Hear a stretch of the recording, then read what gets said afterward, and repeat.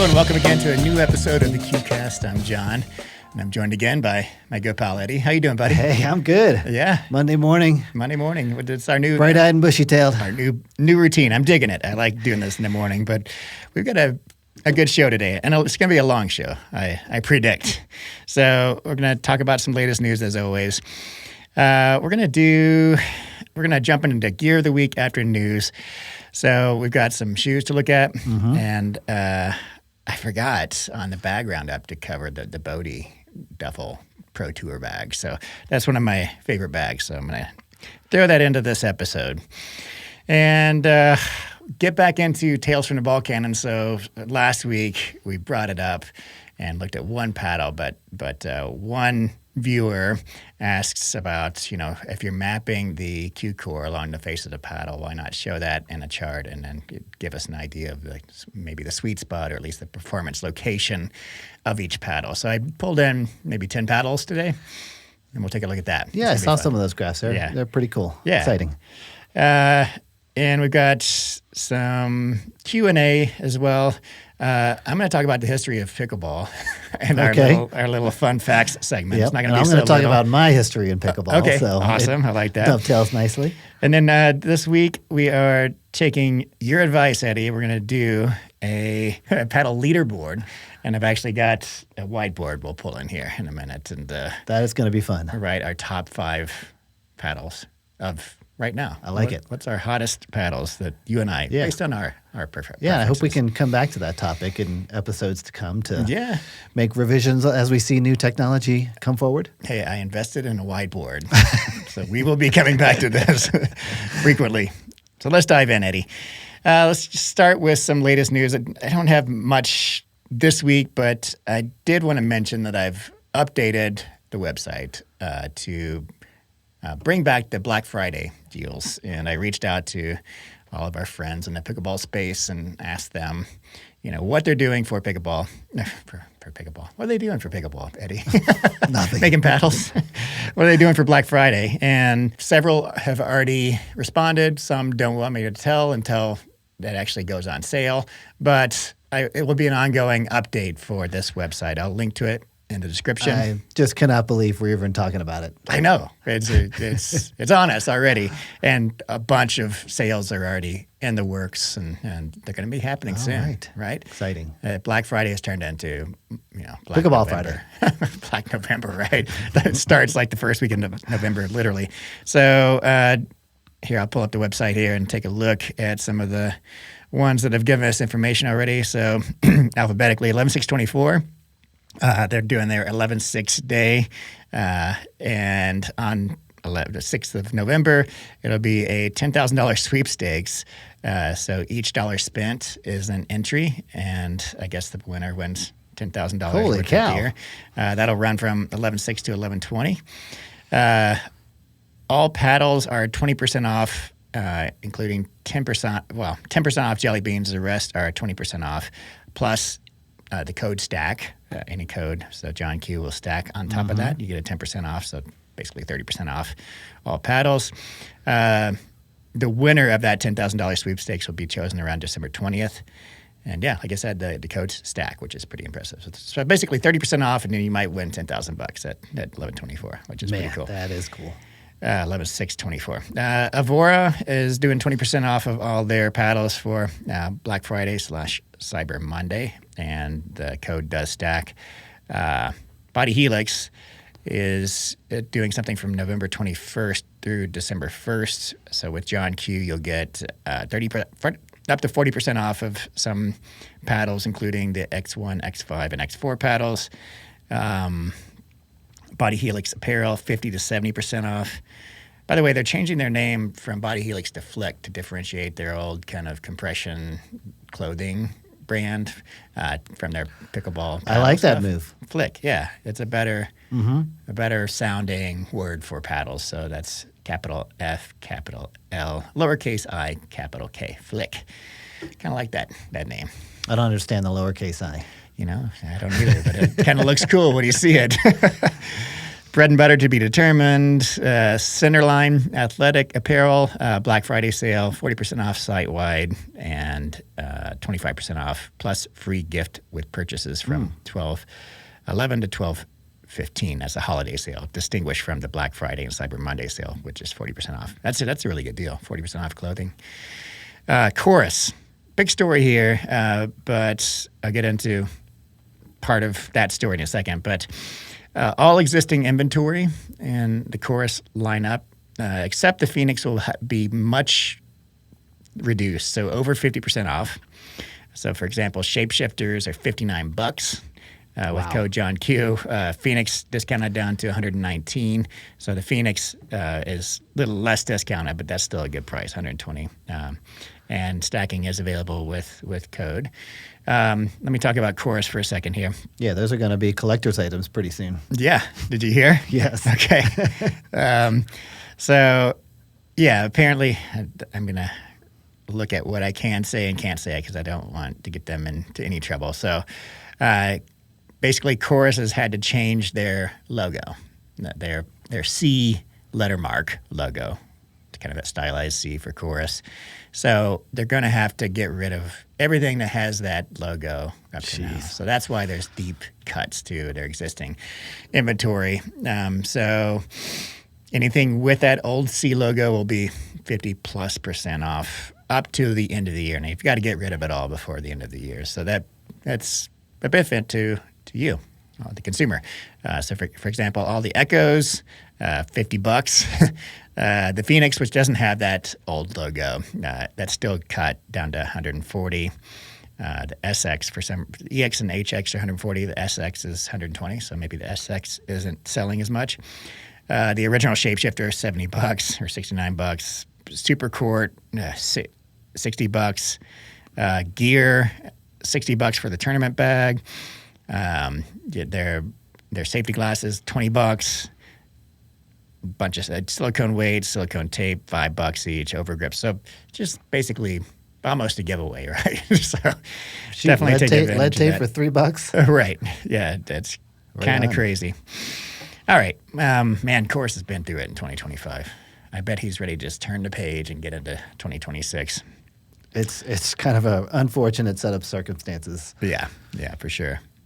And that's just a few. I don't want to linger too much. Let me look for any other pretty big deals. Paddletech's doing 5 phases of November, basically, sales. So they have a mystery box starting actually on Halloween here and going up to, all the way to December 25th. So there are, I guess you get a mystery box with different things in it. Scary good deals theme in there. Right. Pre-holiday going from November 13th up to Thanksgiving, which includes the mystery box. There's 20% off of all apparel and accessories, 20% off of certain paddle bundles, 40% off of the Genesis Pro. That goes up to higher percentages of discounts on Black Friday, Cyber Monday, and there's holiday deals extending through Christmas. I'll wait till next week. There are more updated currently on the website. Again, I linked to it in the description. We'll get into a little more of the deals next week. Very cool. Sounds like some of these are not exclusive to Black Friday, so yeah, I would say just keep an eye out all month. Yeah, for sure. And it is being updated regularly. Okay. We're going to save our paddle leaderboard to the end of the hour here.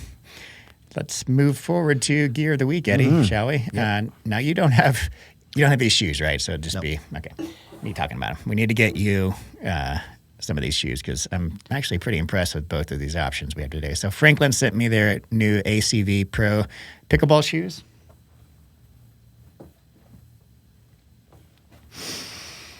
And here's what they look like. You know, people are calling them kind of dad shoes. Got that little suede accent there on the toe. That's it, yeah. I'm not too mad. They're a little blocky looking, but I'm not too mad at how they look. I think, I kind of like white shoes. I think white is kind of a dad color, right? But for pickleball, court shoes, I don't mind it. I think they look great, minus the suede. Minus the suede. Or whatever that material is. Yeah. yeah, this is Franklin's first offering in the shoe realm. They do recommend, and I've heard other podcasters recommend to go half a size down. So I wear size 11, but I'm kind of right in between a size 11 and an 11 and a half. So these fit me perfectly. Like I have odd size. I happen to fall right in between two sizes. So for me, they work perfectly. Even Franklin is recommending a half size down if your feet fit perfectly within that designated size. So they do, run a little big. For me, I played with them for a few games, so I just got them. But I put them on. I think it was, Friday of last week. We met up, played several good competitive games, and I wore these for most of those games, and actually was duly impressed. So I'm coming from the Selkirk Court Strike shoes. They're not the more expensive ones, but the cheaper ones with a little less support, and I've been loving those. Oh, I should have brought those down. I've got an update on those too in terms of the outsoles. Just briefly, the outsoles are finally wearing down. Okay. Much more durable than their first iteration of those Court Strike shoes, but yeah, after I'd say it's been two solid months or not even that, maybe 6 weeks. You can definitely see the wear, and it's kind of the hot spot where my toe always wears down first on my right side. That's kind of wearing through the outsole. They do have an outsole 6-month outsole warranty, so and they're very good at warranting their stuff. So if that's a concern, you got the warranty to fall back John, on. Are you a pronator, a supinator?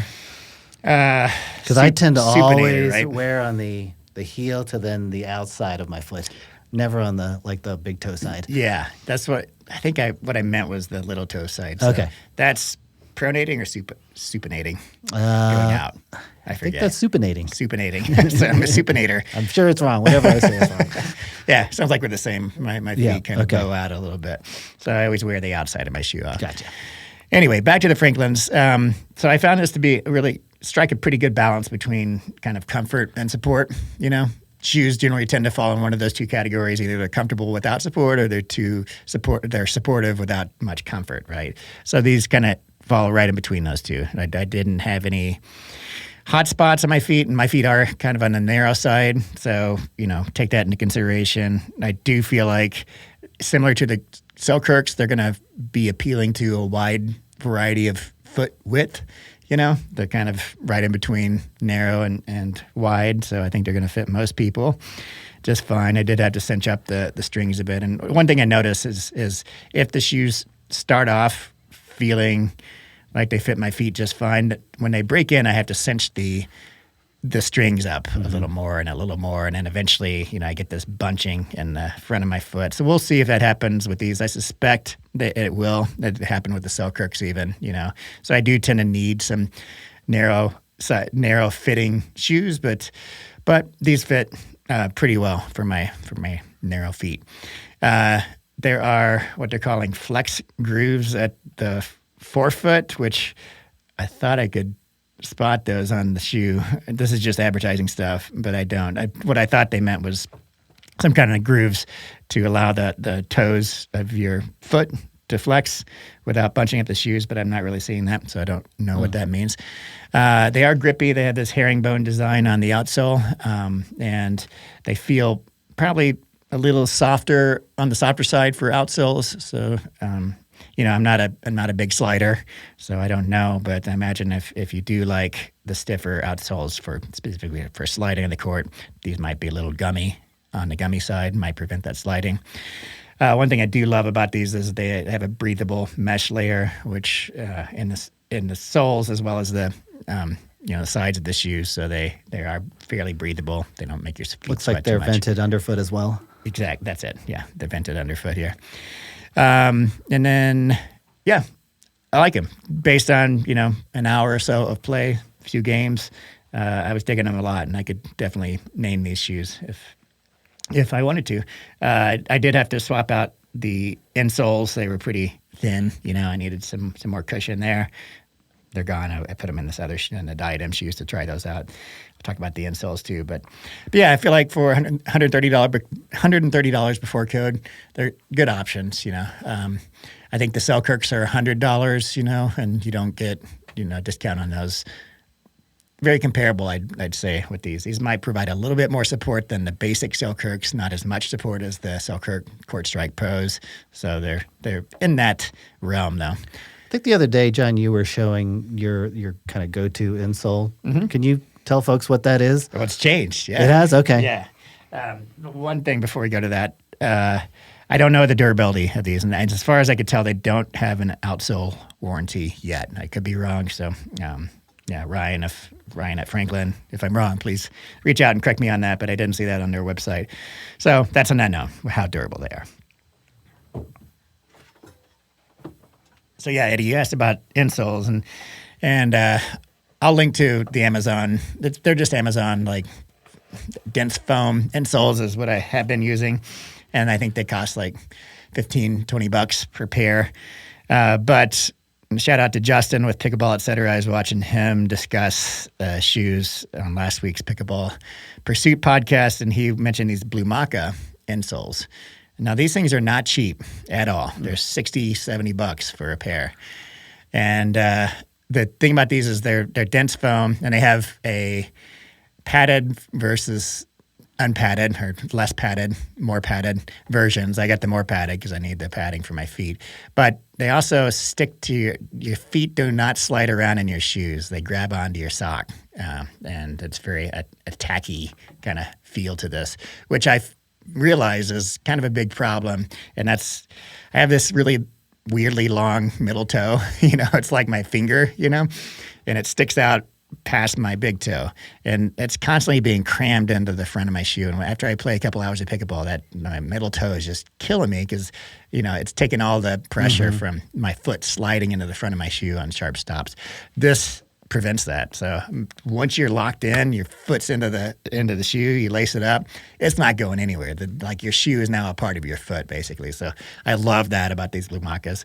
I'm going to keep trying these out, see if I can find any negatives to these, but so far I'm loving them, and I will pay $60-$70 for something that's going to help me in that regard. Have you ever tried these? No, I've been using the Move Game Day Pro for almost 2 years now. Yeah, and love them. They're super durable. They're not quite as cushioning as that, but I would say more on the supportive side. Right. Okay. Yeah.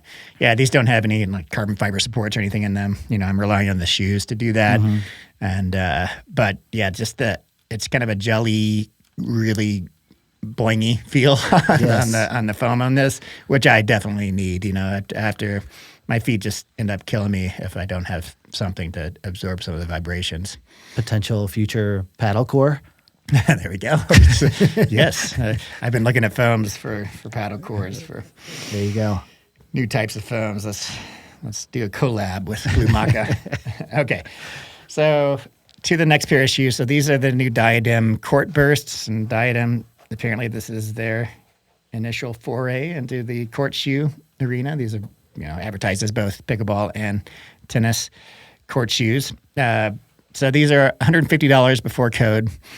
The biggest thing about these, which I think a lot of people are like, if you're a toe dragger, then they have this guard, basically a hard rubber guard all along the toe of the shoe to protect the shoe from toe dragging, which I do tend to do that. Not as much as some people. Some people will like it if they toe drag so much that after a couple of hours they'll wear a hole in their toe. So I could see these being very appealing to toe draggers. They are very stable. So instead of having the kind of the traditional ball of the foot pad and then the heel separated by a gap in between, these are kind of like skateboarding shoes. They're very flat. Where they're totally flat across. So you're really feeling connected to the court. So if you kind of like being right on the court, feeling like your foot is right on the court, with support obviously on the inside, that gives you that. The downside to this is it does feel sticky on the court. So if you're a slider, then these are going to be really hard to slide, I imagine. And yeah, there's just some extra density that having this extra rubber in the middle of the foot, middle of the shoe provides. So they are heavier. I'd say definitely on the heavier side. You do feel that. I haven't weighed them yet. But they feel extremely secure. So if you are somebody who needs kind of that support and security feeling to help your feet, then these are definitely a good option. I don't like as much support, but there are different types of support in shoes too. Sometimes it just kind of feels like you have cinder blocks on your feet in terms of both the weight and just kind of that, all the extra support just feels like it doesn't quite fit your foot that well.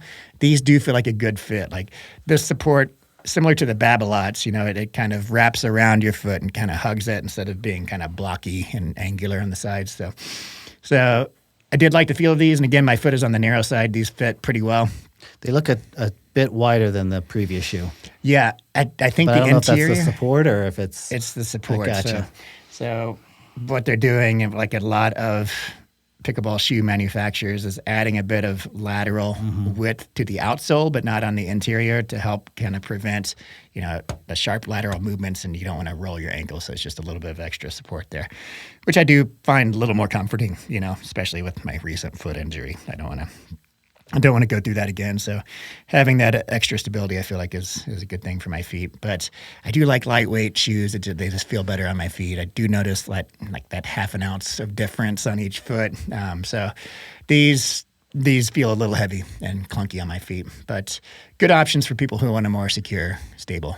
John, when are toe draggers dragging toes? Because it's not something that I do. Is it on low dinks or so like twoies or? Yeah, if you're lunging laterally for a dink and your rear foot is following, and you drag your toe to bring your foot over to your other foot. Gotcha. That's when I do it. I don't know when other people might be doing it, but yeah. Makes sense. All right. How much are those shoes, John? $150 before code. All right. So we're moving from shoes to bags. We did have a big roundup for bags a couple of episodes ago, and I wanted to bring in the Bodhi Protour Duffel, which I forgot to mention on that episode.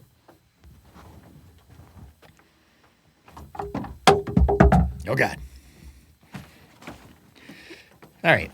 So another offering from Bodhi, who makes our, over grips and, perimeter weighting and many other good things. This bag is $140 before code. You can see it's very high quality feel. So it has the PU leather. It has the YKK zippers, which are the high quality zippers. That's a deal breaker for me. Like if it doesn't have YKK, I'm just like, yeah, get it out of here. You're a zipper guy. Yeah, I'm a zipper guy. Reinforced stitching everywhere. It just has a really good quality feel. There's tons of compartments here. It has actually 4 insulated compartments, pockets. 1, 2,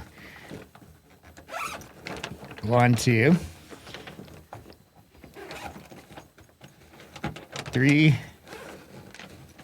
4. Yeah. So if you want to insulate some food in That's here, more than I've ever seen. More than enough, right? And then it's got 2 more additional pockets outside of those 4 that are not insulated.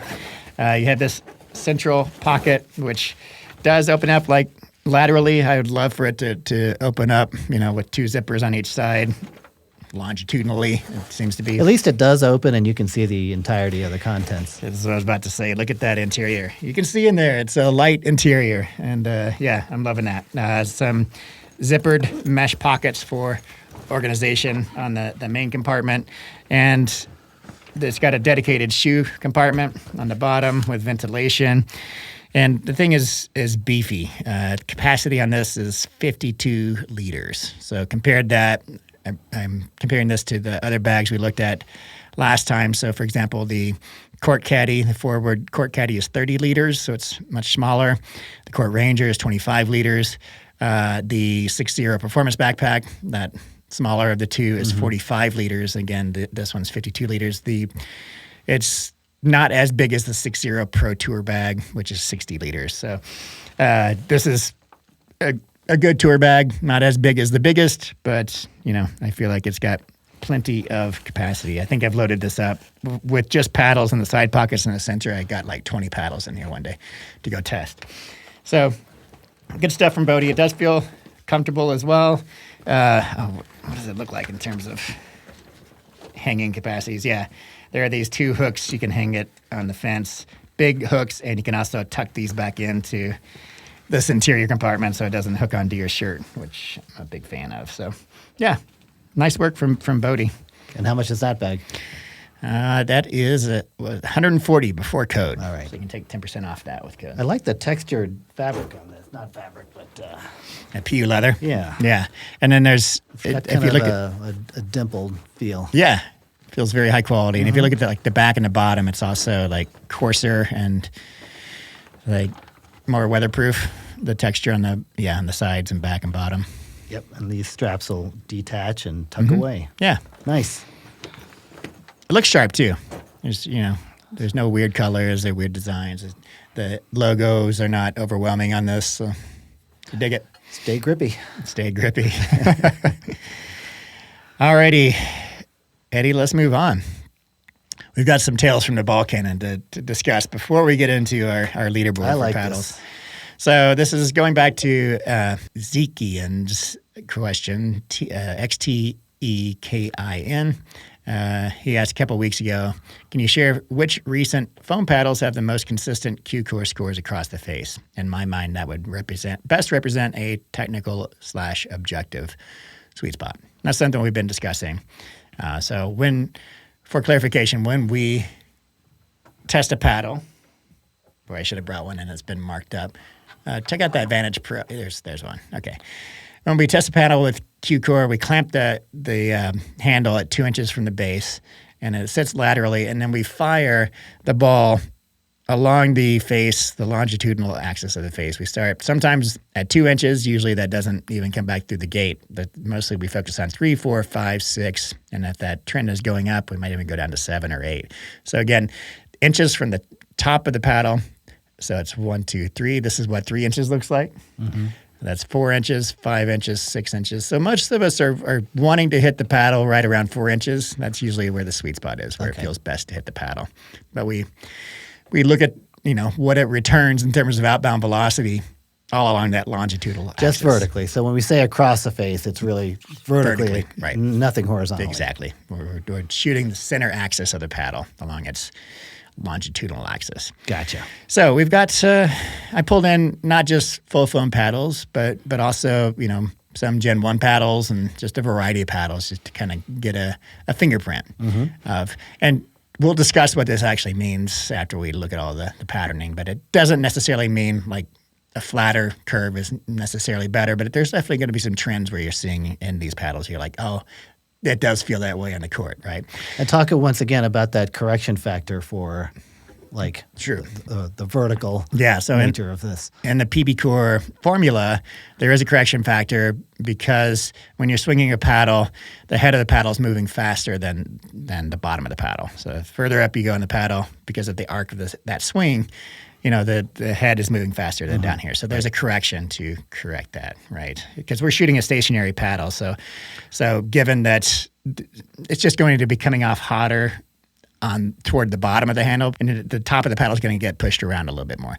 So it's basically adding a bit of RPM or a bit of velocity in the formula to the portions on the top and then subtracting it down towards the bottom. That's a correction factor. Okay. So the graphs we're about to see are corrected. They're corrected. Gotcha. Yeah. These are not raw data. These are actual PBCOR/KewCOR results. All right. So Carbon 1 True Foam Genesis, and just to get acquainted with the chart. So the vertical y-axis is KewCOR, and the horizontal x-axis is location along the face from 3, 4, 5, and 6 inches. Okay. So you can see it starts off high at 3. It peaks at 4 inches. It's almost the same at 5 inches, and then there's a big drop off at 6 inches. Mm-hmm. And I do specifically recall in my original review of the True Foam Genesis saying it felt a little dead down towards the throat, and that you're picking that up at 6. And I'm sure if we went down to 7, it would be even more of a drop off. So yeah, just kind of looking at this, we'll move on to each one. But what we're looking at is, the flatness of the curve and whether or not that represents a more consistent sweet spot across the face. So it does look pretty consistent at 3, 4, 5, and then there's a drop off at 6. Moving down to the Carbon 1 True Foam Waves, really similar pattern here. There's a little bit more of a peak going from 3 up to 4 and 5, and then a steeper drop or maybe about the same level of drop as the True Film Genesis, but more or less exactly the same curve. All right, let's move to the Gearbox GX2 Power Hybrid. So this one's an interesting one. We're down at 3, or up at 3, I should say, 3 inches towards the tip of the paddle. It's a lower score, and then a pretty big jump up to the 4 spot, and then it's very consistent from 4 down to 6, right? Nearly a flat curve. So presumably hitting towards the head of the GX2 Power, you're not getting as much firepower, and then down towards the sweet spot and lower is really consistent. I could see where that'd be the case. Yeah. Gearbox. Now, wow. Gearbox Pro Power elongated. Now, just to clarify, I kept the scale on the y-axis consistent across paddles just so it wouldn't be misleading that some have higher peaks and valleys, but I had to condense the scale on this one because there was such a dramatic difference. So you can see very low at 3, extremely high at 4, then really low again at 5 and 6. So just a major peak right at 4 inches, and then everything else is, and that's exactly what this paddle feels like. Like there's a hot spot right there that's at 4 true. inches. Yep. Yeah, and everything else is like pales in comparison to that hot spot. Yeah. Crazy that basically the two of the same paddle minus paddle shape. Yeah, right. Would be so disparate in performance. Yeah, so this in particular, I saw this curve and I'm like, okay, that's really supporting this idea that the KewCOR results / PBCOR results kind of give you an idea of what the sweet spot looks along the vertical axis of the paddle. Honolulu, next one. Honolulu J2 and F, really nice looking curve here, very flat. So it starts kind of a little lower at 3, starts going up, peaks at 5, and drops slightly at 6. So I like to see that one. Next one, Yellow Perseus 4, 14 mil. Pretty flat curve from 3 to 5, and then it drops off a little bit at 6, but still otherwise pretty good curve. Look at this Yellow Scorpius 4. Now that's about as flat of a curve as you're going to get. So really, that's a pretty curve. There's not much variance at all from 3 to 5, and then slight dip at 6. All right, Paddletech Bantam TKO CX 12.7. So this is exactly like how this paddle feels. 100%. You know what I mean? 100%. Dead at 3. Yes. Yeah, it has the dead spot up top. Absolutely. You started to get a little bit more at 4, and then towards the center of the paddle is the hot spot. And then it's gone again. And it's gone again. Yeah. Right? Yeah. So, in fact, all the Bantams. That's exactly what most Gen 1 paddle curves, I imagine, are going to look like. Yeah. Yeah, on the elongated. Wide bodies are, It's so cool to see this data, John, that really backs up like what you and I kind of intuitively feel in a paddle. It's spot on. Yeah, for sure.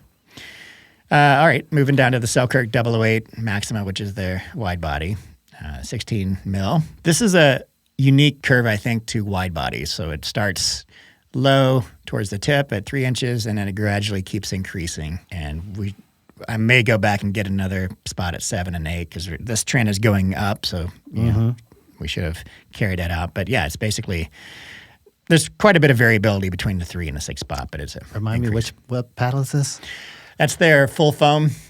Before they were using thermoforming and dual density foams. So it's the ones that were just a sheet of EPP foam, edge to edge. Gotcha. Yeah. Not the best sweet spot. Didn't have a lot of time with that one. Yeah. Boomstik elongated. This one surprised me that it was such a dramatic, no, I wouldn't call it dramatic, but I was expecting a flatter curve on this.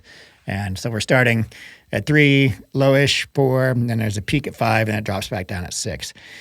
To me, the Selkirk Boomstik, and even the elongated, has one of the best sweet spots on the market. So this is a little bit counterintuitive to me that we get a sharper peak. The data point at 6 doesn't surprise me, but the other 2 at the front of the top end of the paddle, that does surprise me a little bit. Yeah. Seems to be closer to the peak performance of the paddle. Right. So trying to think of how to explain this and how to generalize these results. Down to the Selkirk Boomstik wide body. And again, one of these wide body curves where it starts low and gradually increases. And I definitely need to carry this out to 7 and 8 inches to see if the that's interesting. KewCOR score goes any higher there. I imagine it's going to get up to, if you look at the max KewCOR of the elongated boomstick, it's 0.431. Max KewCOR of the wide body is 0.407, but it's growing. So I imagine if we go down to 7, it might even give a higher result. So, John, where do those MOI weights sit on the elongated and the wide? Oh, yeah. That's a good question. I think they're right at 4 inches.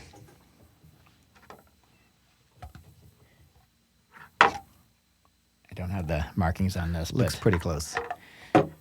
They're actually if you line up the tips of the paddles, the MOI weights line up also on these. And yeah, that looks to be 3.5 to 4 inches down. So, okay. Yeah, interesting that it doesn't peak right there, but it peaks at 5 inches for the wide body, for the elongated, and then the wide body, it peaks even lower. All right, moving on to the 6 Zero Black Opal. That's an opposite curve of a wide body, so it starts really high towards the tip of the paddle at 3 inches, and then it progressively drops, and then pretty steeply down at 6. Now, that's another paddle where I was like, yeah, when I hitting with it, I feel that the neck is not nearly as responsive as towards the tip. Absolutely. Yeah, so that makes sense too. Yeah, I'm a little surprised at the data point at 3, but not surprised at all at what we're seeing at 6. Yeah. 6 Zero Quartz, that's their Gen 1 budget paddle. Yeah. Dead at the top again. I was expecting maybe a steeper drop at 6, but yeah, that's what it is. A wooden paddle. So this is the one that Pickle sent me back during when they had the wooden paddle tournament. Yeah, the vintage. And that was it was just basically the exact same paddle that everybody's using, and then the logos were different, right? So that's exactly what I think a wooden paddle, maybe even a steeper curve is what I would expect. Yeah, so the hot spot is at 4 inches, and then there's a big drop off outside of that hot spot. All right, now the next chart is what I did was just took the range, and I looked at the range is basically the highest value minus the lowest value, and that's going to give us an idea of the peak to valley difference, basically like a stare-at machine, except for KewCOR stare-at. And I sorted them by the biggest gap to the lowest. So the biggest gap was the Gearbox Pro Power Elongated. Next one was the 6 Zero Black Opal. Then the vintage wooden paddle. And then the Paddletech Bantam TKO. And then all the way down to, surprisingly, the Carbon 4 True Foam Genesis had the least difference. Did I even have this in here? No. I was just going to ask about where that came from. Yeah. I need to double check that because that doesn't seem right. Where'd the other carbons fall? The one, and it was pretty high. Yeah. All right. I will double check that Carbon 4. But the Yola Scorpius 4, yeah, that can't be right. There's no way that Carbon 4 is below that Scorpius. The Scorpius had a nearly perfectly flat curve.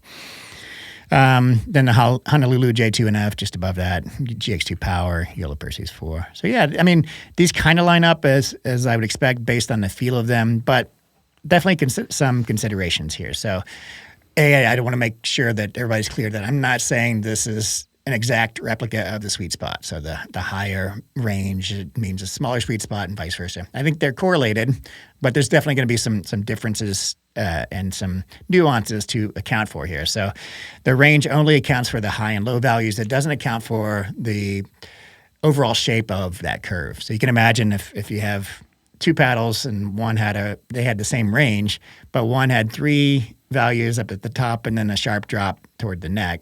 That's going to feel very different than a bunch of values at the bottom, one hot spot peak and then another drop down to the, so I'm thinking like the Gearbox Pro Power Elongated has that hot spot you can definitely feel versus the 6 Zero Black Opal, which has, a different curve to it, flatter in some areas and then steep in others. Also, this is only a map of the central axis, so the longitudinal axis of the paddle. It does not account for lateral width of the sweet spot or twist weight, which is huge in our perception of sweet spot. If the paddle's twisting and it dies off, the outbound velocity dies because of that twisting, huge deal. So that is not accounting for that at all. So I basically called these curves more of like a performance map where the paddle returns the most energy, and it's a good way to detect hot spots for sure. But it doesn't account also for vibrations and feel. Now, we've talked a lot about kind of these vibration studies of baseball bats where there's a sweet spot on a bat and a paddle where it feels best to hit it, and that's where the vibration node is sending the least vibrations into your hand, not necessarily where the paddle is returning the most energy, right? So even, let's say the sweet spot it feels best to hit the paddle is at 4 inches, but the performance spot's down at 6 or 7 inches.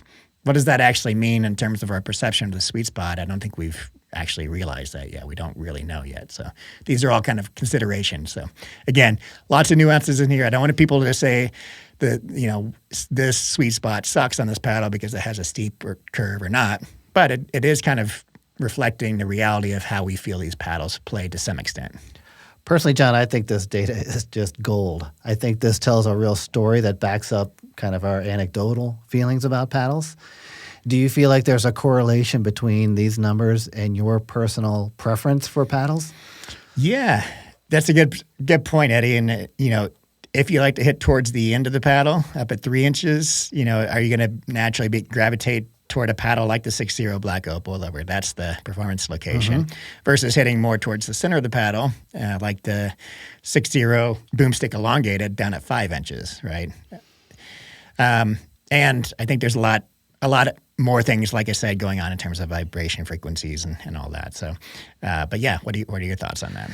Man, I am definitely, when I look at the ball strike pattern on my paddles, it's almost always at that 3.5, 4 inch mark. Right. So this data is very interesting. I do tend to miss hit, of course, all over the face. But in playing with the Opal, for example, I can definitely feel where, there's a lot of heat on the paddle, where the thing is just kicking out power like a nuclear bomb. And right. Down towards the handle, there's nothing. Yeah. And that definitely comes into play. For sure. Yeah.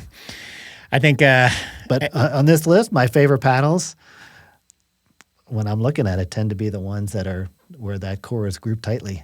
Yeah. At around 4? Yeah. No, just in general, across the face. Where we see a flat curve, yeah, those are the ones that, if I'm going to pull a paddle out of my bag, it's going to tend to be one of those. Yeah. Yeah, true. Yeah, I would love to get to the point where we can figure out the relationship between all the variables, including the lateral sweet spot, as well as vibration frequencies. And the thing I want to figure out is how do those vibration frequencies and relate to the performance spots on the paddle? Is it better to have those line up? Let's say at 4 inches, your performance spot and where it feels good to hit the paddle, or would that lead to what we perceive as more of a hot spot, where it might actually be better to have it lower or higher than, because it's stretching out that zone where it actually feels good and the performance is good to hit the paddle. I don't know. So it's almost your own personal error correction factor. Right. Yeah, for sure. And John, where are you with looking at that lateral sweet spot?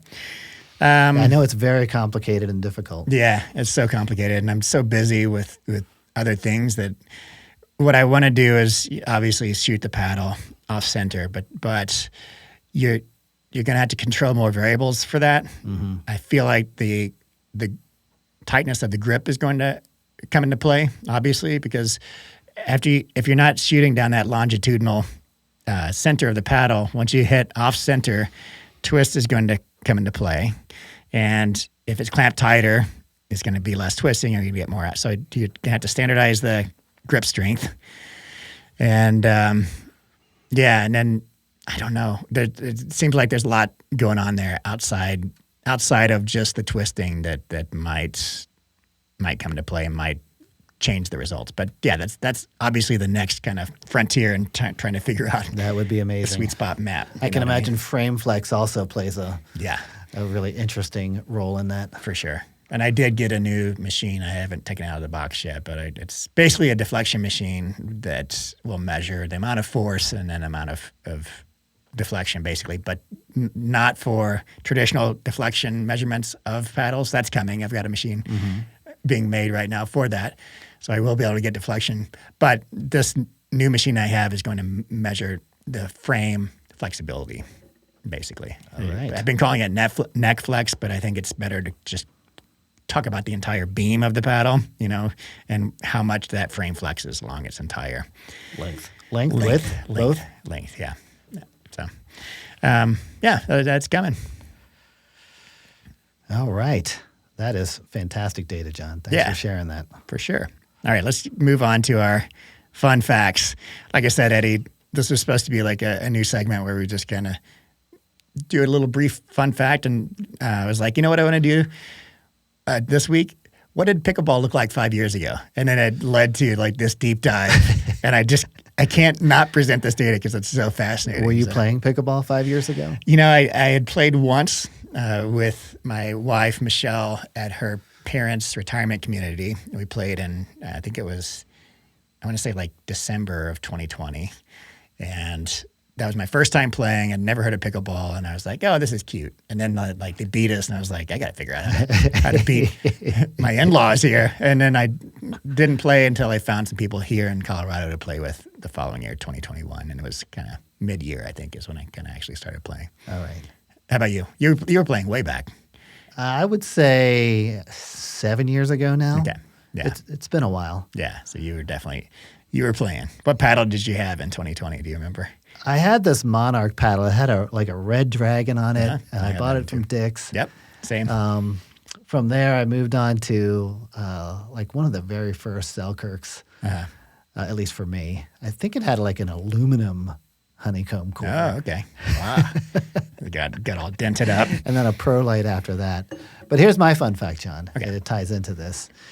And I think you've already glommed onto this, but I'm a kind of a quirky guy in terms of my interests, right? Yep. And I'm going to be drawn to things that are obscure and just a little bit offbeat. You know, I'm into things like unicycling and speed skating and weird stuff like that. Stuff that most people would think is a little outrageous. Yeah. And that's what drew me to pickleball in the first place, is that at the time, I mean, okay, maybe there were some seniors playing it at the rec center or whatever, but nobody knew what it was. Right. They just assumed it involved a pickle in some way. And it's weird what draws me to things, and just the quirkiness of the name, the sport itself being kind of a mix of many different other sports is what drew me to it. Yeah. I'm similar in that regard. I like kind of the underground stuff, you know? Exactly. You know, I always like the underground bands, and then when they get big, I have to resist the temptation to be like, sell out. Yeah, right. Exactly. I'm thinking about quitting now that it's so popular. You just can't have that. You can't have like the majority of people thinking it's kind of cool. Yeah. I don't think that's there yet. So. But take us back. What was pickleball like? Yeah, which is fun because, you know, I feel like pickleball years are like dog years, right? About 7 years transpire in one pickleball year. So things were very different 5 years ago in pickleball. So let's talk about the pro scene first. In 2020, so basically a pro pickleball player basically meant you kind of traveled regularly to the handful of money events, right? And then appeared in the main draws for pro divisions. So you're chasing prize money as opposed to like salaries today. And they're basically, you know, you're getting money from prizes and sponsorships, paddle sponsorships, rather than treating it as a hobby. But the money was way different back then, obviously. Okay. The core touring pack of pros included roughly 25 to 40 men and 20 to 30 women competing consistently at these top events. And there were two main pro money tours just being born. Both were born in 2020, so that is the APP. It was actually founded in 2019, and then PPA was founded in 2020, held its first official tour stop in Mesa, Arizona on February 13th, 2020. Funny to think that MLP and Duper were non-existent. They did not exist in 2020. So the pro game was still sort of this loose circuit of events without kind of this unified league or salary structure.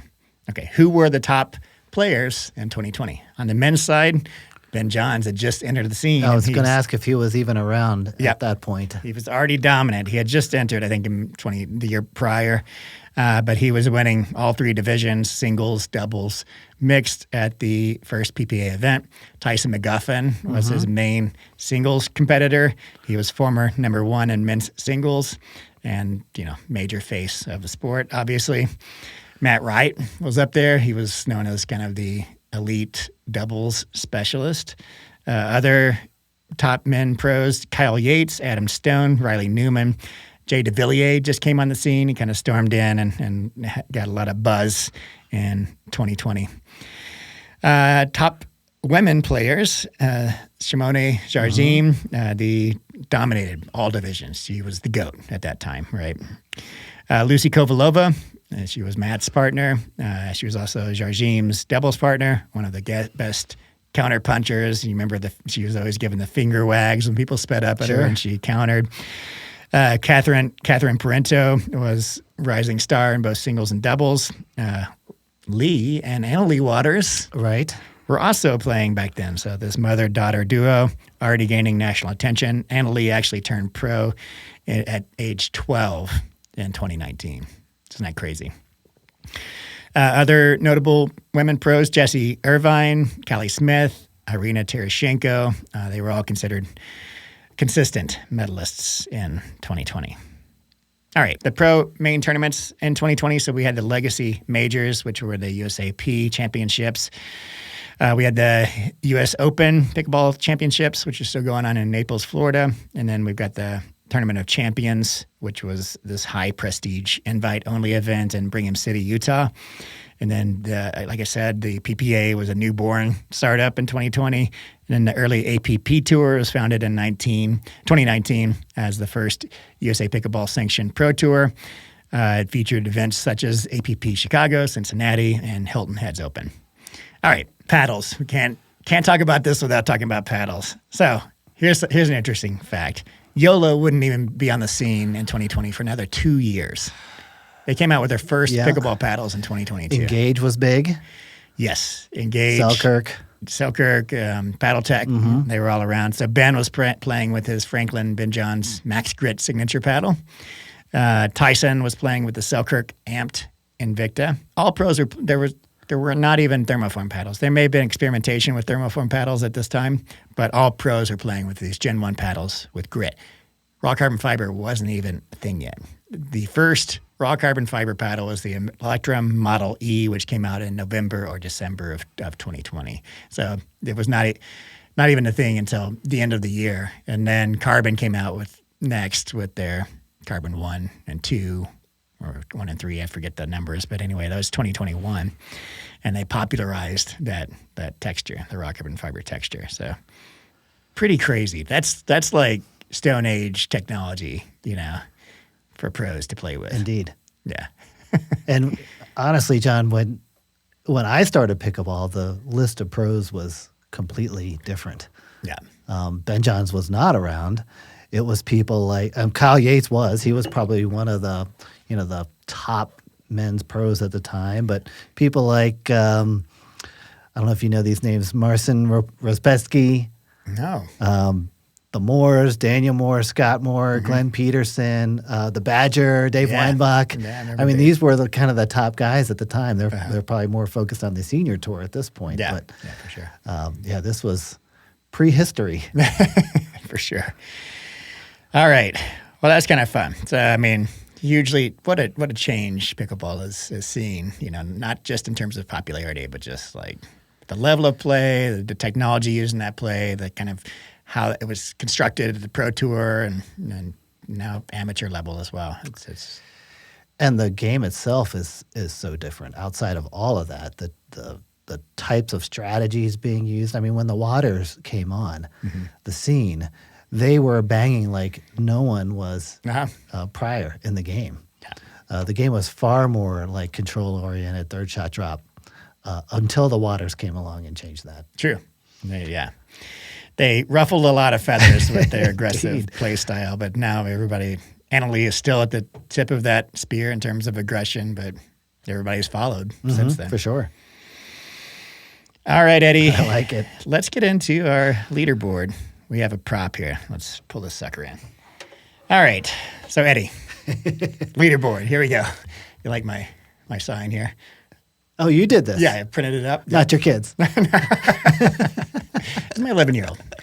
So we're going to present our top 5 choices here. And, we kind of sent each other back and forth some attributes we're kind of judging on. So what I'm looking at is kind of the balance of power/control. And there's lots of variables that go into that. So obviously firepower, both in terms of power and pop. There's spin, which is part of control. There's the size of the sweet spot. The feel, so as you like to say, buttery, or I term it like dense or hollow and soft or stiff. So any negatives you can think of the paddles? The X factor was, just something that surprised you, that connects with you. And then the value of the paddles. So kind of price after code versus the price versus performance considerations. So when I was thinking about my list, John, definitely the words that you just mentioned came to mind. In addition, for me, consistency. I'm looking for kind of forgiveness and predictability across many different types of shots, across many different areas of the face. So for me, that's really important. So it's really kind of error correction for these paddles. But definitely power and control and feel are right up there for me. But in the end, it really boils down to what are the paddles that I'm pulling out of the bag when there's a competitive situation on the line. Yeah. We can go data all day long, but I want to have confidence in a paddle. Yep. And so what are the ones that I'm taking to the court for a tournament or, a high-level match? For sure. Good stuff. So we're going to go reverse order here. Yes, We're going to go from fifth up to first. So, Eddie, you want to start? Phew. Getting these in order was probably the most difficult part of this for me because these are obviously the cream of the crop. I mean, out of thousands of paddles now, to even get it to 5, I think, is a real accomplishment. For sure. In fact, I've got a ton of paddles on the honorable mention list that could just as easily be in the top 5 at any given time. So take this with a grain of salt. Number 1 is number 5. Either way, it's kind of a tough choice to really rank these in order. Okay, but let's start with 5. Okay. For me, the number 5 is the 6 Zero Opal. It's right behind your head. Bum, bum.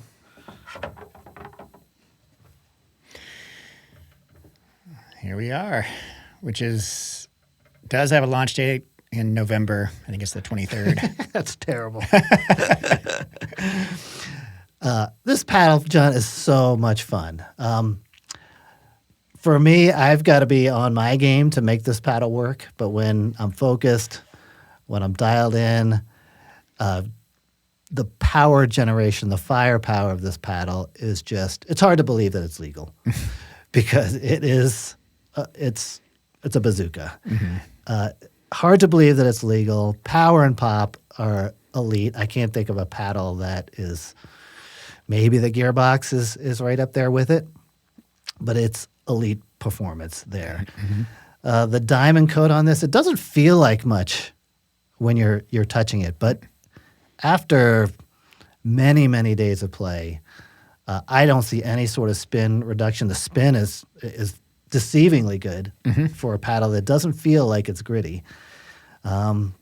It's a great paddle. The boing factor is there, kind of that Selkirk Boomstik vibe, but even maybe deeper throated than that. Yeah, it's incredibly gratifying to play with this paddle when you're playing well. That's true. That's the key point, when you're playing well. Yeah. I would love to see a longer handled version of this. A little bit longer. I'm willing to sacrifice a little bit of width if necessary, but I think Dale's got a winner here. Yeah. Well, it just so happens I have the same paddle at 5th. We did not collaborate whatsoever. I have a much easier time with my right hand. All right.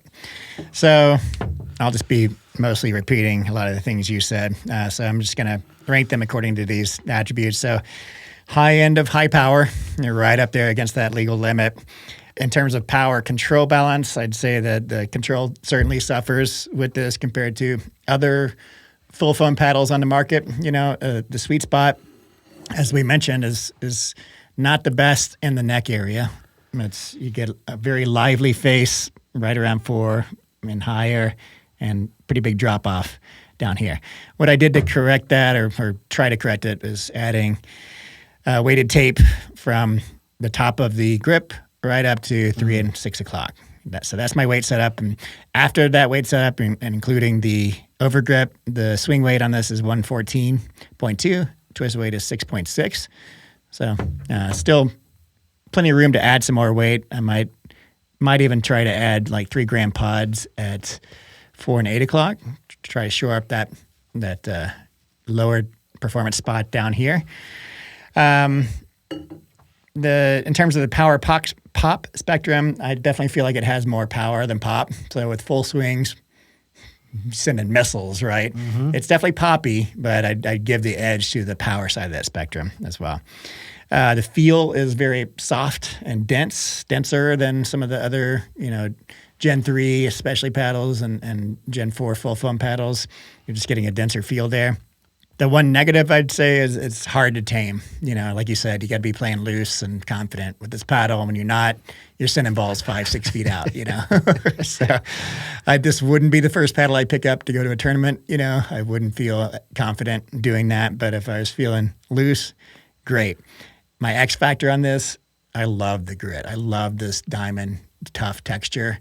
You're getting, and like you said, it does kind of wear down a little bit to the touch, but you're not, as far as I can tell, I haven't lost any spin with this. I agree. And that includes like the flicky shots at the kitchen where you're just brushing up on the ball, as well as the full drives where you're actually getting some of the dwell time involved as well. So that if I had my druthers, I would put this grit on every paddle I have. That's one of the main draws coming back to this paddle. I want to play with that diamond tough grit, and that includes the Ruby Pro as well. I love playing with both of those because of that grit. And I feel like this is the next generation of grit, 100%. How do you think this stacks up to the Selkirk? In terms of grit? They're very similar. Yeah, okay. I like this better. I feel like I'm just getting more consistent span across all facets of strokes with the diamond versus the Infinite Grit. But yeah, definitely I feel like Selkirk and 6 Zero at the tip of the spear in terms of spin technology. And dwell time is good. Dwell time's amazing on this. Yeah. Now, Dale has iterated a bit on this, so I've asked for the iterated version of this. So you remember we were talking about the sound of these. This thing got so deep and bassy, which I love, but I was worried that it was breaking in too much. And I actually did the KewCOR test, and it did increase in power a little bit, but not nearly as much as you would think hearing from the sound alone. So what he did to address that sound issue alone was separate the EVA band, which floats the foam interior core, the solid core that he's calling it, by a millimeter or so. So that's similar to like the Boomstik and the Bread and Butter Loco and the Honolulu's. That prevents that sound from changing, and it prevents some of the break-in as well. I feel like some of the inconsistency of this paddle and what we're feeling as the smaller sweet spot is due to the neck flex of this. And he's also reinforcing the neck in the newer version. So it's going to be a stiffer paddle without that flex. And I feel like that alone is going to probably shore up the sweet spot issues that we're seeing with this, as well as make it a far less polarizing paddle. It might just be overall more consistent. So I like that. I'm really looking forward to testing out the newest iteration. But I feel like ton of potential in this. I think it's even in its current state, even if they change nothing, it would be a very popular paddle. I feel like most people are going to want to play with it. Very few people can tame it. Right? That's kind of my takeaway on this. Like you said, when you're on and you're feeling loose, like I played a game with this the other day, and I was feeling so good. And it was just easy. Yeah. The drives were just rocketing off of there with tons of topspin, dipping down hard. Defense, if you're one of those people who can just hold your paddle, not do much to it, this is a great paddle for that. Yeah, for sure. Like the Gearbox in that sense.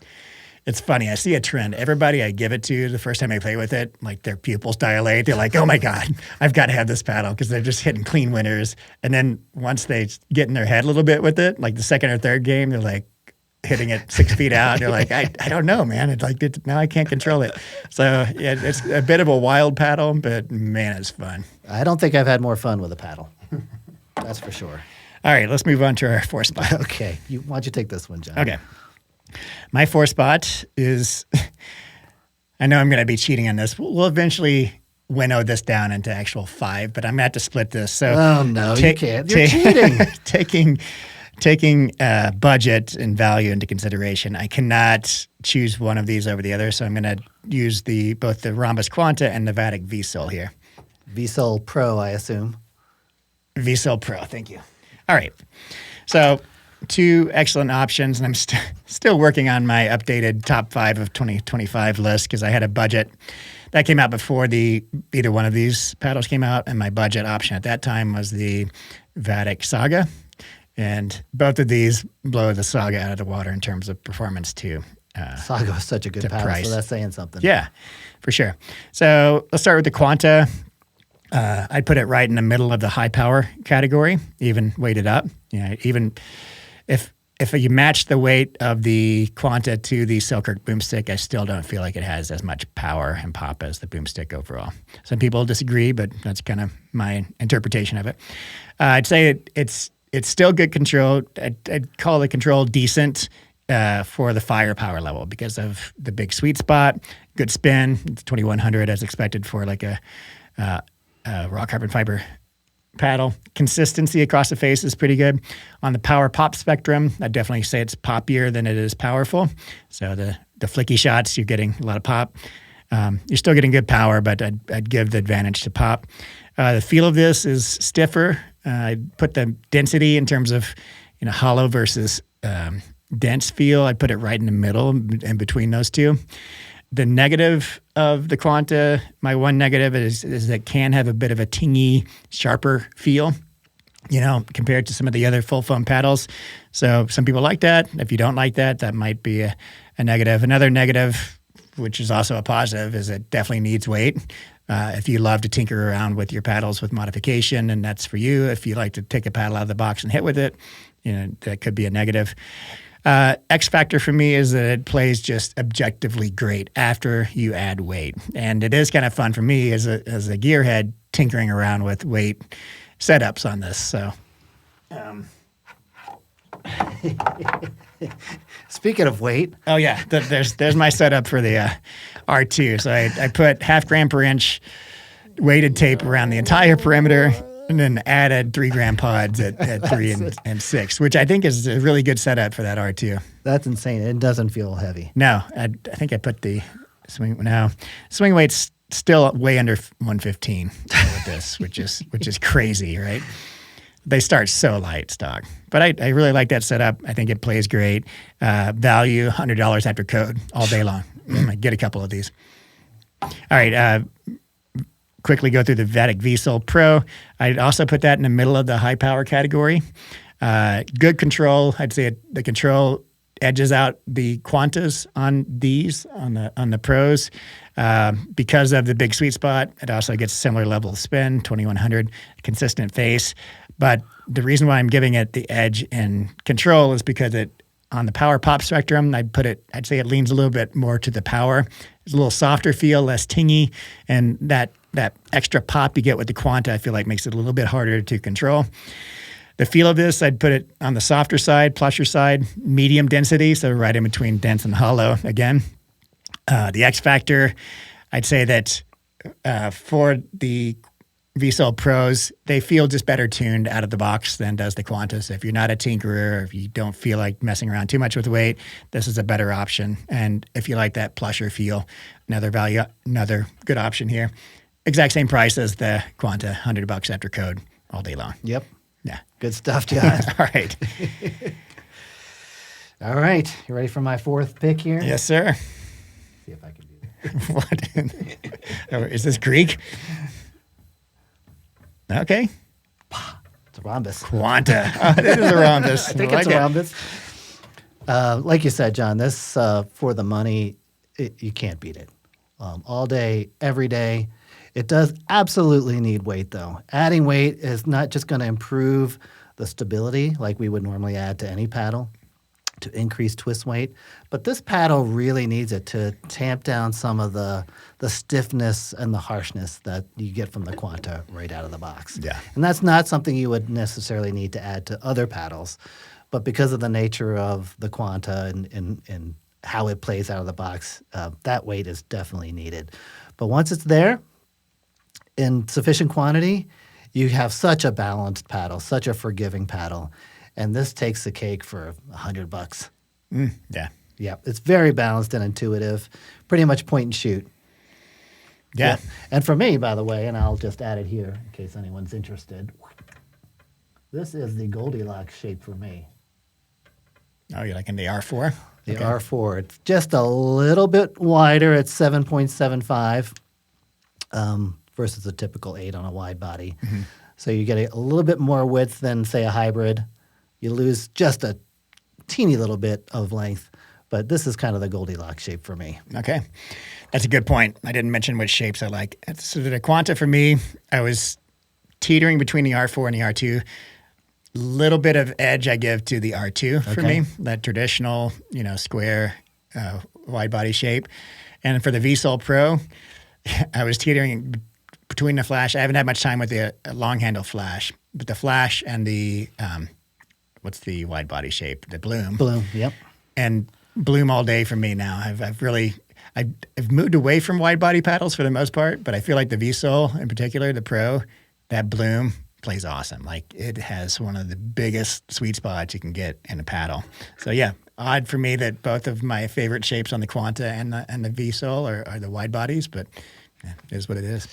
I didn't know we were allowed to cheat by double stacking here, so we'll just see how that goes. Okay.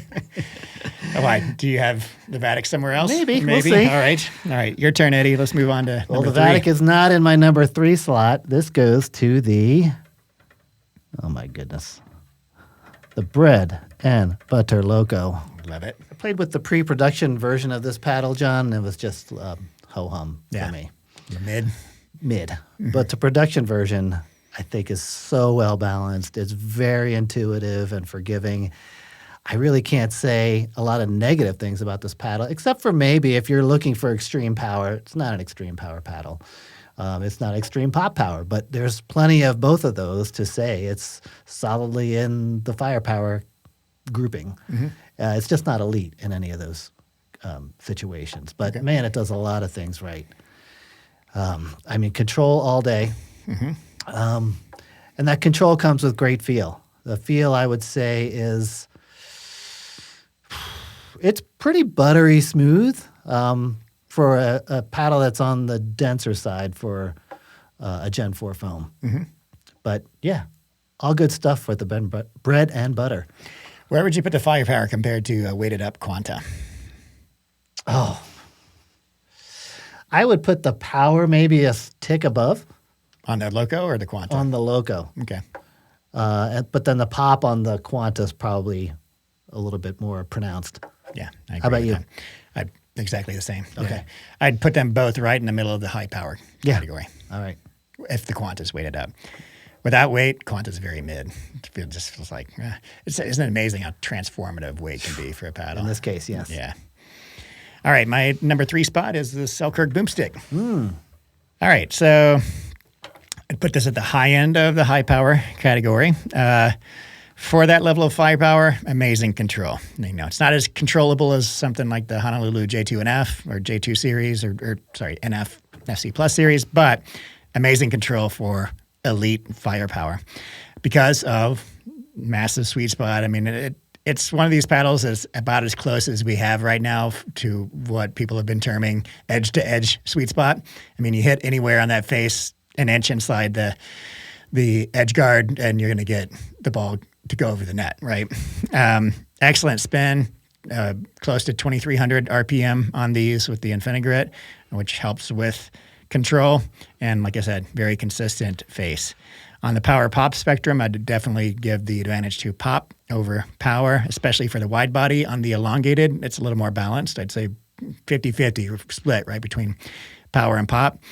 The feel of these, very hollow, including the sound. Sounds like a wood block, and on the stiffer side for a full foam paddle. Negative on these is the edge guards are coming loose. Yeah. And that's been a problem with, still a problem. I actually just warrantied mine, which was, I went through the traditional warranty process with Selkirk, so I got to experience that. I just want to give them props for their warranty experience. That they didn't know it was me. I submitted the form, took a photo of the edge guard being loose. They immediately sent an email saying, granted. I got a new paddle in 2 days before I even mailed back the old one. So Selkirk does an excellent job with their warranties, but that is definitely a negative for sure. X factor on this, the sound, loud and boomy. It's a gratifying lower tone for a paddle, which I love. It doesn't have that high tinny sound like the old Gen 1s and some of the Gen 2s. And yeah, it's something that even your opponents notice too. It makes it feel like the ball's coming out faster, both to the person swinging the paddle and the person on the receiving end. Love that spin capacity and that Infinigrit for the same reasons as the diamond texture. I haven't had enough time with these to really know if the Infinigrit is holding up as well as the diamond texture. I played a little more with that opal. I know that that's more durable, I'd say, than a raw carbon fiber texture. This is still up for debate, but it's looking promising, the Infinigrit, in terms of its durability. But it's a similar thing where you're getting that flick spin and the full swing spin together in one paddle, which I love.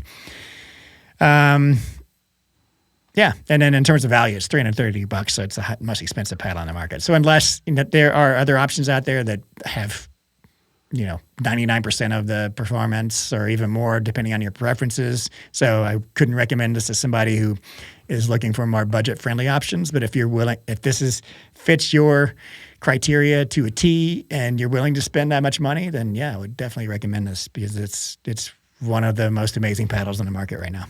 Agree. The elongated in particular is just unbelievably satisfying to play with. Mm-hmm. Just the feedback that you get, by touch, by sound, everything about it is just cream of the crop, really. Yeah. And I will say that the MOI system seems a little gimmicky, a little bit of marketing ploy or whatever. And you can either shoot me up or shoot me down for saying this, but I think it works. I think that this concentrated weight, where it is, seems to have advantages for stability over more distributed weight. They could have gone with an MOI weight that's kind of longer on the sides, right? But they didn't. They chose this. And I think that was very purposefully and thoughtfully done in a way that's going to really kind of maximize the stability for this paddle in particular. Yeah. I don't know the physics of it. Maybe you do. Mm-hmm. But for me, it just flat out works. Yeah.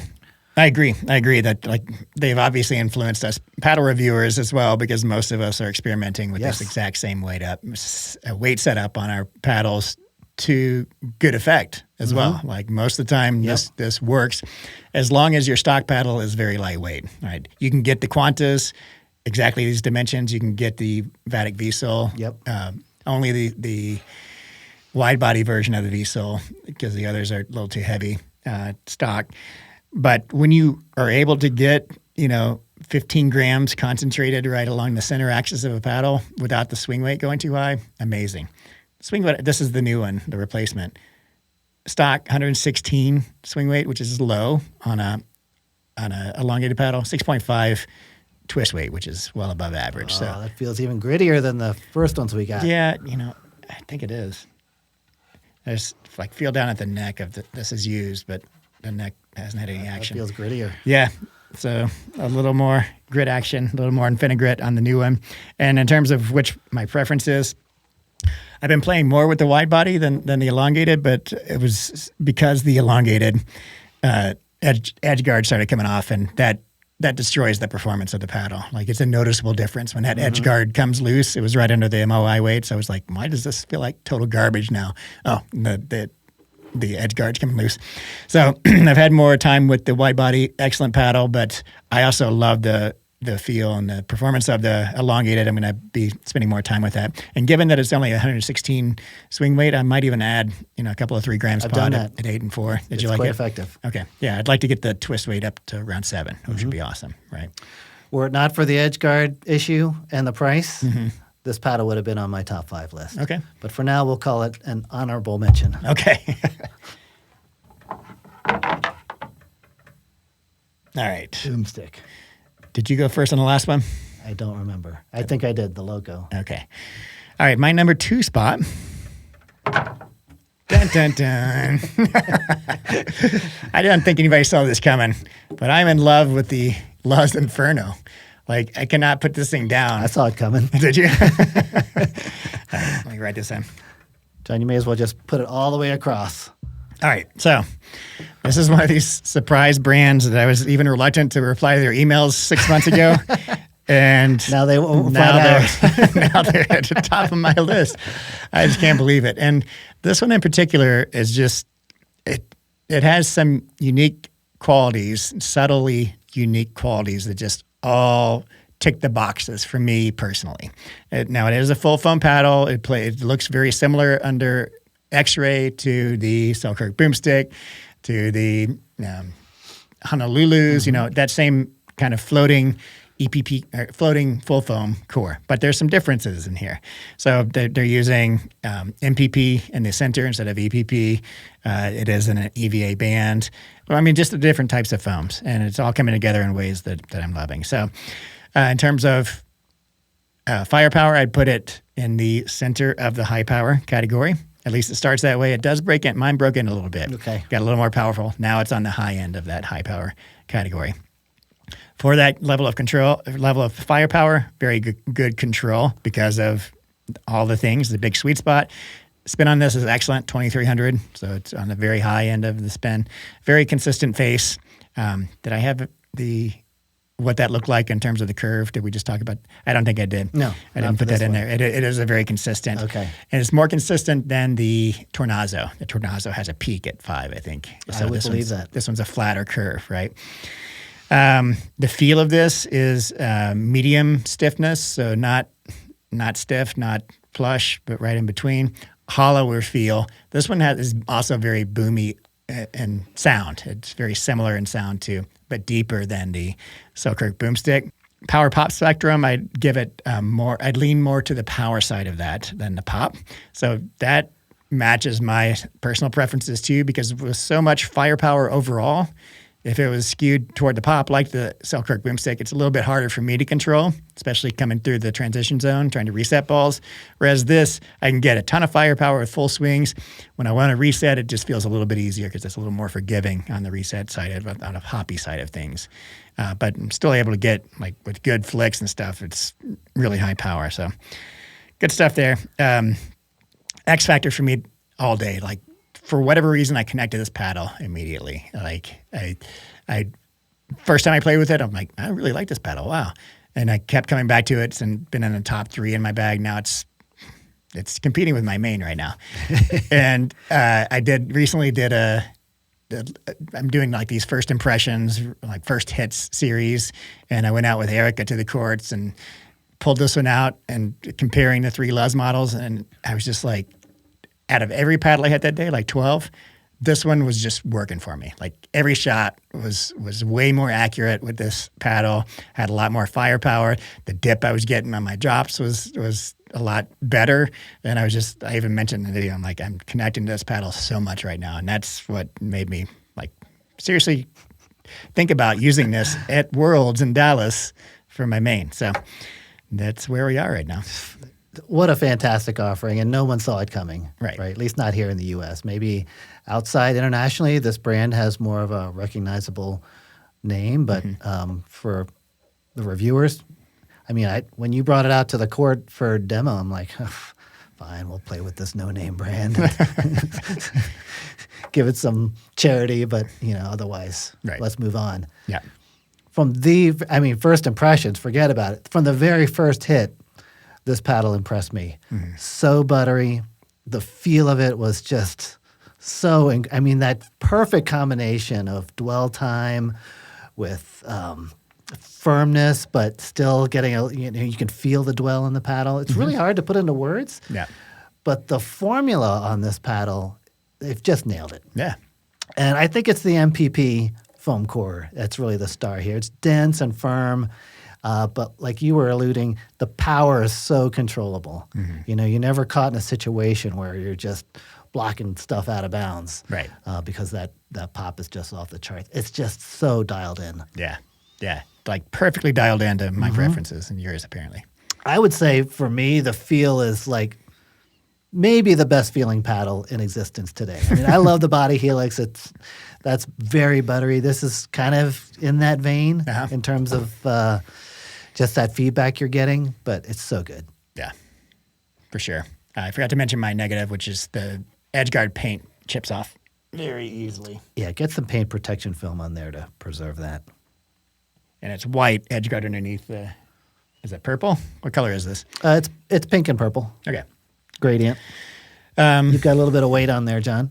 Yeah, so I put weight just above 8 and 4 o'clock, 3 gram pods, and that brought the swing weight up to 120 and the twist weight to 6.6, which, yeah, is very manageable for me. You know, it's definitely a higher swing weight than the Selkirk Boomstik elongated. And I also want to mention, this is an elongated paddle, and I love it, you know, and it's not been my jam for a couple of years now. I went from elongated down to hybrid, down to wide body, back to hybrid. Maybe I'm going back up to elongated, but for whatever reason, this shape works for me. I do want to mention, as an honorable mention, actually, I'm going to put it as an alternative to the Luzz Inferno for people with slightly different tastes, because I feel like the performance is the same. Okay. The Bread and Butter Loco, some similar attributes here. It's a slightly different feel profile. You know, it's a little less buttery than the Inferno. It's just different, right? It's a slightly different profile. I'm trying to put it into words and struggling here. But the advantage the Loco has over this, if you like that feel profile of the Loco, is different shapes. There's one shape in the Inferno, and there's 3 shapes. If you like the wide body or hybrid. The disadvantage, I feel like, in the wide body version, the elongated version of the Loco, is it just stock. It's pretty high swing weight. So I put 3 gram pods at 4 and 8, and it brought up to 126 swing weight. That's a beefy paddle, and 6.7 twist weight. So if you like elongated, but you like lighter elongated paddles, I feel like that precludes the elongated Loco. Maybe I just got a heavy unit, but the hybrid version, I have 3 gram pods at 4 and 8, 116.4 swing weight, 7.3 twist weight. That's a pretty ideal combination. So, this Loco, the hybrid, if you like hybrid or wide body shapes, you could probably use that over the Luzz. I feel like the performance is very similar between the Inferno and similar price too. So the Luzz is $195 after code. I feel like the Loco is a little bit cheaper, maybe $10, $20 cheaper. So yeah, interchangeable, I'd say, with the Loco. If you like more shape options, go Loco. But if you're like you, Eddie, or myself, who for whatever reason, that X Factor connection is there for the Luzz Inferno, yeah, at least try it, right? I'm glad you mentioned the date on this, John, because it wasn't in your earlier remarks, but I do feel like that this is really consistent power feedback and generation from top to bottom. Yeah, 100%. Yep, it's a very flat curve, and yeah, one of the most consistent faces out there. Well, that one's mine. You get one for yourself. And yours is on the way. I may be playing with this in Dallas. We'll see. I think it should at least be a contender. Yeah. All right. Number 1, Eddie. I think we're going in different directions here, John. Okay. Because my number 1 is the Vatic. Wow. I did not see that coming. No? The Pro? The Pro. Okay. This one just checks all the boxes for me, John. It's got enough. It's not a crazy powerful paddle, but it's got enough power to get you there, and the pop is there too. But it is very forgiving, this paddle, and the feel is excellent. You called it kind of mid group as far as density and firmness. I would agree with that. It's got a more plush feeling feedback than the Quanta does. The Quanta is definitely a firmer, harsher, denser paddle than is the Vatic. But for that, I think the Vatic for me is really a Swiss Army knife of pickleball paddles, kind of like the Franklin from a few months ago, which was my kind of go-to paddle. It just doesn't do anything exceptionally well in terms of just the best of the best paddles, but the combination of everything it does well, really fantastic. For me, it's the long handle Flash, the long handle Bloom. I would like to give that one a try, but that and combined with the price makes it just an easy choice. $100, man. Yeah. Yeah. It's crazy where we found ourselves, Eddie, where, at the beginning of the year, full foam was restricted to kind of the Gen 1 style construction, edge-to-edge PP foam, right. Which was a good option then. And now, the Boomstik and Honolulu's came out, which were elite, and they were priced between $200 and $333. And within literally a couple, 3 weeks, we had similar builds, similar construction to those full foam floating cores at $100, and they play almost as good or probably as good to some people, depending on your preferences. There's subtle differences among all these full foam floating core paddles, but amazing option. It is. And since you mentioned the Boomstik, I've got a Boomstik MOI weight setup on my long handle flash, and it is performing beautifully, very stable. Very nice. You condensed 2 pods on each side? Yep, 9 and 3. Good stuff, Eddie. I think I know where you're going with number 1, but go for it. This one's probably no surprise to anybody who's listened to the pod for a while. Gearbox GX2 Power Hybrid shape. So this has been my main for a while now, since it came out, basically. I'll go through all the attributes here. So in terms of firepower, I put it at the low to middle end of the high power category. Really good control if you like that springy feel. Some people have an issue with that, kind of it catches and then bounces off, the boingy feel. I like that. I'm able to control it just as good as any other paddle, you know. That in combination with a good spin, it gets 2,200 RPM, which is by far Gearbox's spinniest paddle to date, and it is comparative to other paddles, elite spin as well. Very balanced power pop profile, which I think helps me with that control. So with full swings, I'm getting good power. With flicky shots, I'm getting good control, good pop as well.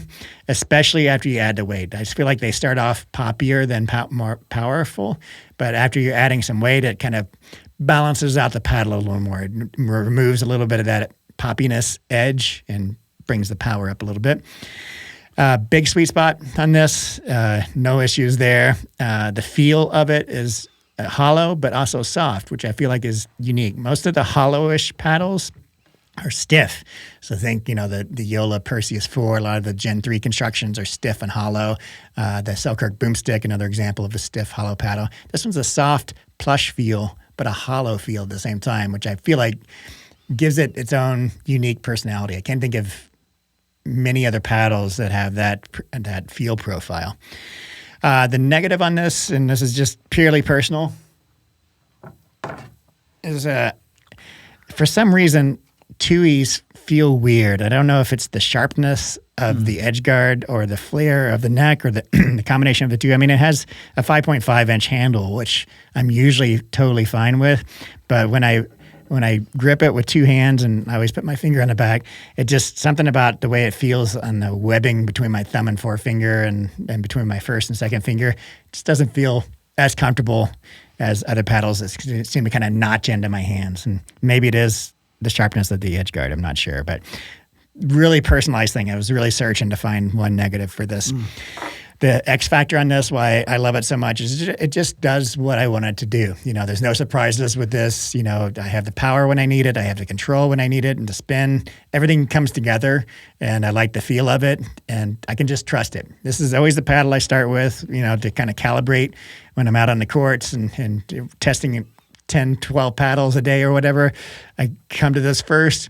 And every time I come back to it, I'm like, this is why I main this paddle, because I play well with it. It does what I want it to do. There's no surprises. Yeah.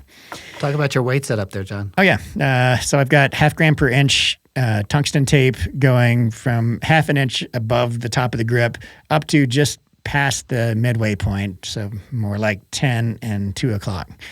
And with that weight setup, I think it's 115 swing weight, and it's well over a 6 twist weight.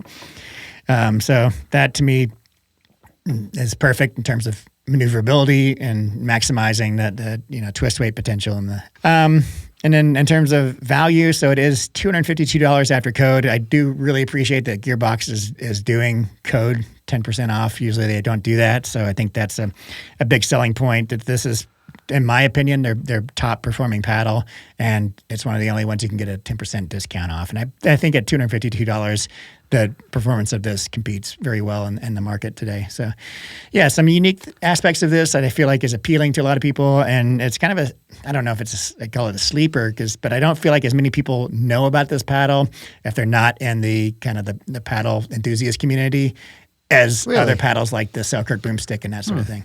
But I feel like the performance is there. Definitely their best paddle that they have ever made. Their most usable paddle, perhaps. Just a lot of positive things going on with this. I mean, for me, it's not on my list of 5, but definitely runner-up. Honorable mention. Honorable mention. I like it. For me, I feel like there are, and maybe it's just the way that I play and where I tend to hit the paddle, but for me, there's some, the feel across the face is not consistent for me. There are some more dead spots closer to the neck than closer to the top of the paddle. So for me, it's the consistency across the face. Okay. That is the only thing keeping me from putting this on my list of top 5. Good stuff, Eddie. Well, we'll keep this going, and we'll check we leave, in. John, what's going to be your deciding factor to what you play in Worlds? I know I've got to commit to one or the other, and I have a tendency just to go and bring both paddles and just make a choice on the day decision. of. But man, I got to tell you, I'm leaning towards the Luzz at this point. Yeah, because every time I pick it up, even though I've got no complaints with this at all, besides that little minor thing about the 2E, I'm just connecting a little more to the Luzz. These days, I've got a week to decide. So Yep. Yeah. John, there is no polypropylene on our list. I didn't think about that. That's 100% true. It's a clean sweep, Eddie. That's right. I mean, full foam, with the exception of the SST core, which is a carbon fiber foam core.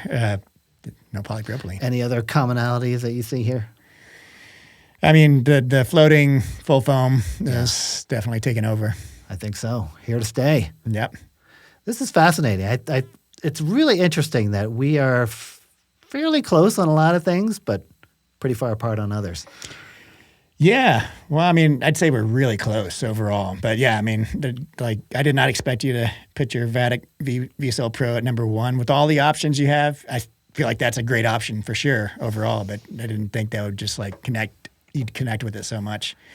And there's a ton of paddles just floating down here Uh-huh. at 6 to 10. I mean, I'm thinking of the Thrive. I'm thinking of the Friday Fever. I'm thinking of a lot of new entries into the market that are just fantastic. Honolulu, the J6NF, that's kind of down here too. So this list may change for over time, but boy, we are in the golden age of pickleball paddles. Good time to be a paddle reviewer. All right. Last segment here. Let's move on, Eddie, to Q&A. We've just got one question this week. Do you want to read that one? Yeah, let me get to it here. All right, this from Nav0292. John, what's your initial feeling, J2 FC Plus long handle or the Luzz paddles? Well, I think we know my answer to this now that we see the leaderboard. Definitely, I'm connecting more to the Luzz Inferno. Now, Tornado, great paddle, but for whatever reason, I do not connect with that. I wouldn't even put it on my top 5 list. Like I said, though, great paddle. It's not to say it's a bad paddle. These are largely personal preferences. But yeah, I'm connecting with the Inferno way more than the J2FC Plus. The Inferno gives me a lot more firepower, but I'm still able to control it. And that's, kind of the best of both worlds, in my opinion. Yeah. And you'd think that because you don't see Honolulu on this list that it's doesn't even weigh on our minds, but it definitely does. Yeah, I mean, it could easily just it's bubble right up. there, right? Right. I agree with you 100%. Luzz. All right. Luzz for you too. Anything else to add to that? No, I mean, it's just the balance of it, the forgiveness. I mean, every aspect of what you would look for in a paddle is present here. Yeah. All right, Eddie. Good stuff. We have reached the end of another podcast. Great episode. Yeah, so we'll circle back next week and see if anything else is bubbled up or trickled down, right? Yeah, don't erase this. It's a piece of art. All right, Eddie. Good stuff. Thanks, John.